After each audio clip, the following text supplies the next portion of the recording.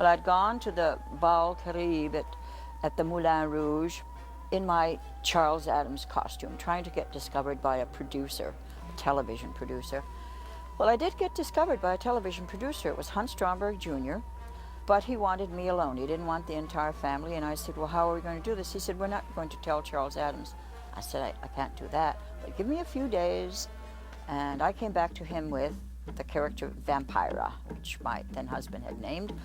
I had added from a B&D magazine, a bondage and discipline magazine at the time. I had taken a waist cincher and an uplift bra and fishnet hose, and I'd slit my dress, and I wore a patent leather belt, and I had a foot-long cigarette holder and long red fingernails, hemorrhage red. And so I added sex, you know, to the death.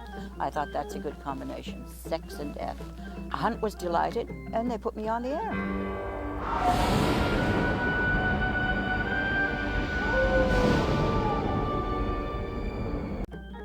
Toward the end of 1954, I was invited to a socio-professional function at the apartment of Forrest J. Ackerman. And it was a birthday party for Bela Lugosi Jr. It was his 16th birthday, and there I met for the first time Mr. Edward D. Wood Jr. And while he didn't actually ask me at that time if I would work for him, I did encounter him in a small room with a few people, and I thought, this is a pathetic buffoon. You know, he's a man who doesn't even know his own shortcomings. Kind of sad. Pretty, but ineffectual and tragic. I dismissed him from my mind. Well, about a year later, I read a column in the old Los Angeles Mirror that said the same Edward D. Wood was preparing a production, and he was making Z films. I mean, less than a nickel they were costing. And finally, I had reached the point, for the first time in my life, where the major studios wanted me.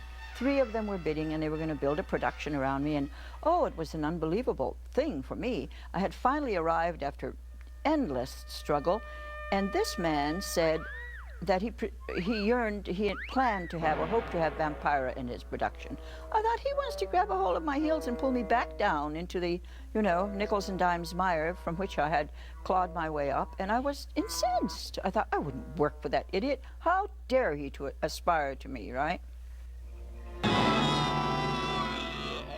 Oh yes, this was the days of early television, and it was like anything goes. We were all improvisational. There were no guidelines, really. Late at night, too, they didn't care what we were doing. But sometimes I wouldn't get my script until 15 minutes before airtime, and the director would start walking me through my marks, say, oops, we gotta go now, boom, and we're on camera, and the teleprompter is directly above the lens, and if anything went wrong with that teleprompter, I was stuck because I didn't know how to improvise. I was still afraid of the camera. Well, afraid to some degree. Sometimes I'd look deep into it as though it were the eyes of a lover, and I'd look down inside its soul, and I'd silently say during one of my verbal silences, you son of a bitch, I've got you. I've got you. Once I felt I had reached the soul, I was hypnotizing people. And then it turned out that they were writing in the newspaper columns, people are watching the Vampira show, they're hypnotized. They didn't know they really were hypnotized. We opened the show with a scream. I'd come down the corridor through a mist-filled corridor.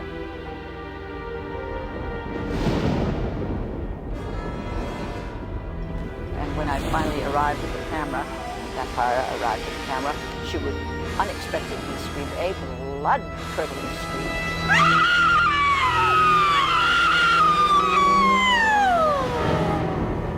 Then say, screaming relaxes me so.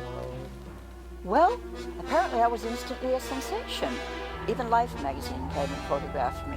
5 pages in Life. We'd been on the air only 3 weeks when they came, and had fan clubs all over the world, was nominated for an Emmy for the most outstanding new personality of the year. And almost immediately afterward, I was blacklisted and never worked again, except once for Liberace. Orson Welles, well, he was the only man that I dated in various cities around America, because I'm not much of a traveler.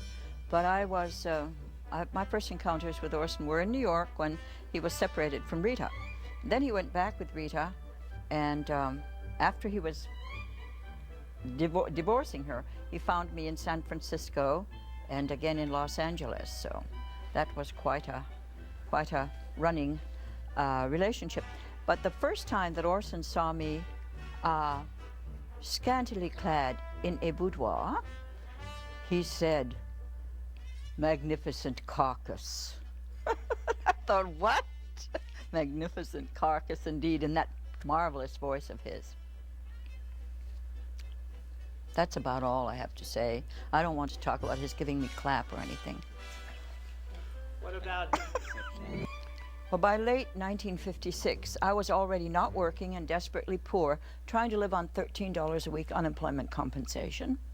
And a little man came to my door. I did know him slightly, Paul Marco, and he said, "I got a script for you, and it's called Grave Robbers from Outer Space." Well, nobody was offering me any scripts of any kind, and anything that would offer me more than this $13 to help embellish it a little sounded great. But then he told me it was Edward D. Wood, and I said, no. Plan 9 was premiered at the Carlton Theater down on Western, Southwestern, and I was taken there to, I was in full costume, and they had me backstage. I was eager to see the film, but they said, "No, you wait in the wings here backstage, and when we tell you, you'll cross stage left." And so I did, and as I walked out, a large audience started booing and hissing and sending out jocular catcalls. I mean, really lots of noise. And they got me at the other end of the stage and said, "Now wait, you're going to go back the other way." And I was timed, and I was told to go back. And every time I went back, the catcalls just got louder and louder, hooting and hollering.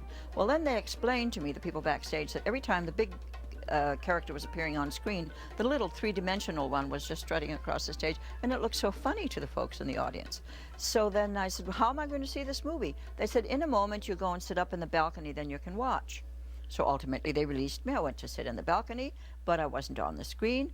And just as I was going to appear on the screen, they said, "Come on now, you have to go and do the Joe Pine show." Goodbye, I was gone. So I never saw it until 1980.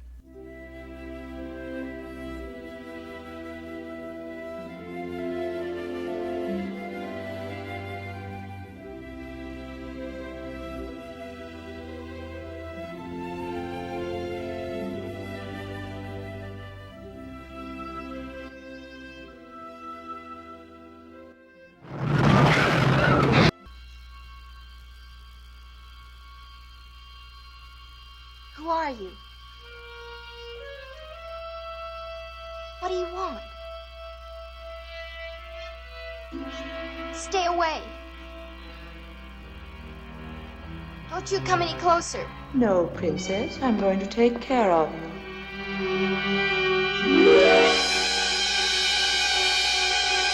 Hi, good to see you. Boy, you had a very good one, too. Yes, we had a little adventure. Had to grab that blower